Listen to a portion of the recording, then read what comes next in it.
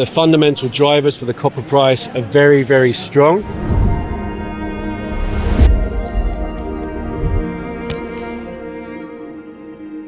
A couple of years ago, Jay Martin invited me here and I gave a presentation about copper and copper outlook. And in some ways, I'm giving a reprise and an update of that. Back then, one of the things that was very clear was the copper price has to go much higher. And I had a chart which I'll show again today about how the copper price had been around $4 per pound, near historical highs, but it's got to go much higher.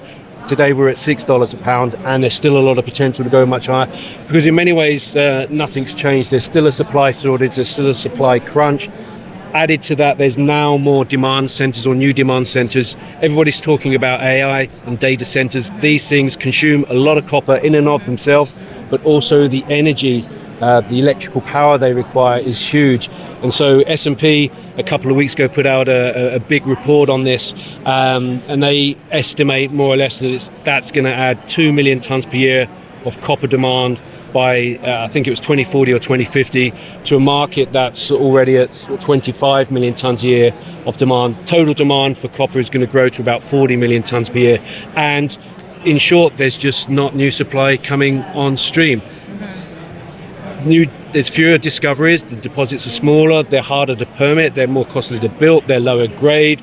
You've got all of these factors working against the expansion of copper supply, which is one of the reasons we're seeing the big diversified miners preferring to buy each other. They think it's easier to go through 1 or 2 years of antitrust grappling with authorities around the world rather than build new copper mines. Why is copper more of a difficult thing to permit when it comes to mining? In short, because copper mines tend to be very big. Okay. And with declining grades, they're getting even bigger. So a big copper mine today may process, let's say, 100,000 tons a day. Because of declining grades, the expansions, the newer mines, you're looking at 200,000-300,000 tons a day. That's a lot of rock to move around. So the environmental footprint of the mines is getting bigger. The water consumption is getting bigger. The power consumption is getting bigger. And obviously we're in a moment of time when communities they want their voices to be heard more. Everybody's worried about the environment, environmental impacts. So that means the regulators look longer and harder at absolutely everything, and there's more to look at. While we're in the middle of a scarcity. Yeah, so permitting can take, 3 to 5 years. They say the average time to develop a copper mine now is over 20 years. You've got a lot of copper explorers here. Anything they find today is way in the future. Exactly. So overall, you're still seeing a lot of room for opportunity. Absolutely. The copper price can only go up. Copper is a cyclical thing. It has a nasty habit of, just when you think things are going well, of dropping considerably. But the fundamental drivers for the copper price are very, very strong.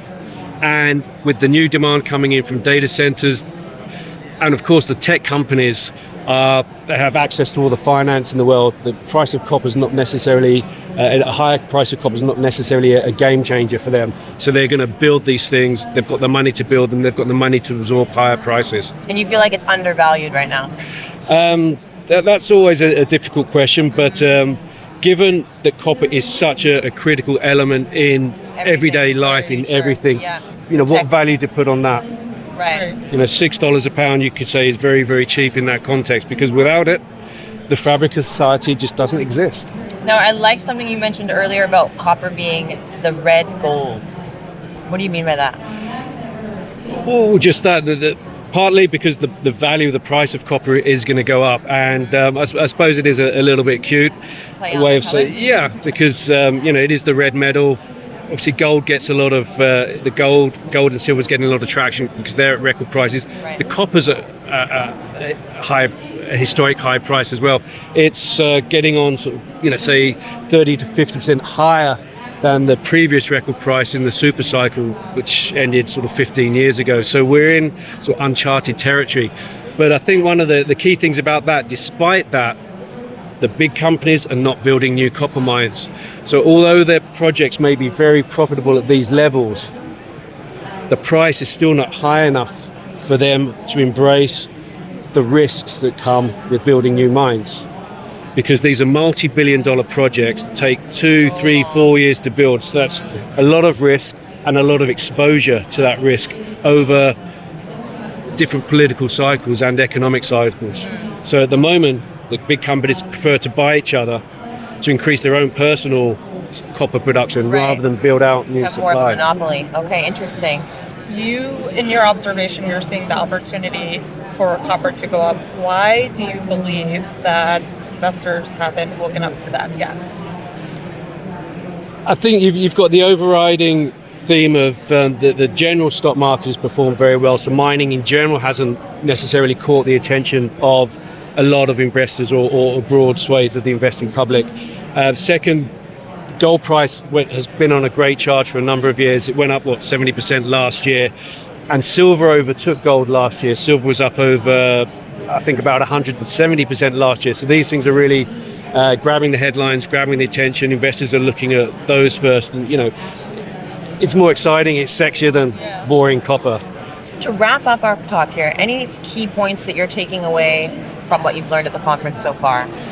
It's been interesting because in some ways it depends upon the age of the people I've been interviewing. The older people have been through several cycles, and so they're very much saying, this is just another cycle, what goes up is going to come down, etc., etc. And there's a lot of sort of truth and credence to that.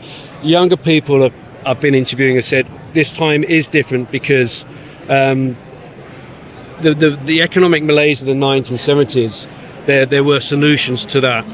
The malaise we're in today in terms of the US dollar and the US dollar being sort of FCUK'd, there aren't necessarily any solutions to that, and that's the real issue because the US dollar debt is exorbitantly high.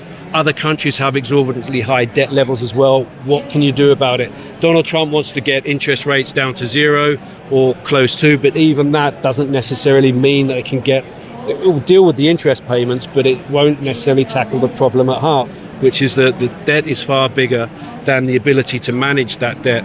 And that's going to continue to be a good, positive environment for gold. And that's why people are suggesting that this time is a bit different to previous cycles. Yeah. So if Trump was able to get the interest rates down to 0%, do you think that would just essentially, are you saying it's a Band-Aid? Well, it is. I mean, it stops the US government spending, $1 trillion a year on interest payments, but you've still got that big, massive mountain of debt and then the off-balance sheet liabilities that there's no funding for. So that would just kick the can down the road, but the debt monster is still there. If I'm being very, very cynical, if things deteriorate further, having gold and silver is not going to do you any good. But if the world goes into war, you're going to need copper, because copper's a main, in addition to being a main industrial metal, it's a key metal in armaments and things like that. All the bullets everybody's going to be firing each other, they've got copper in them.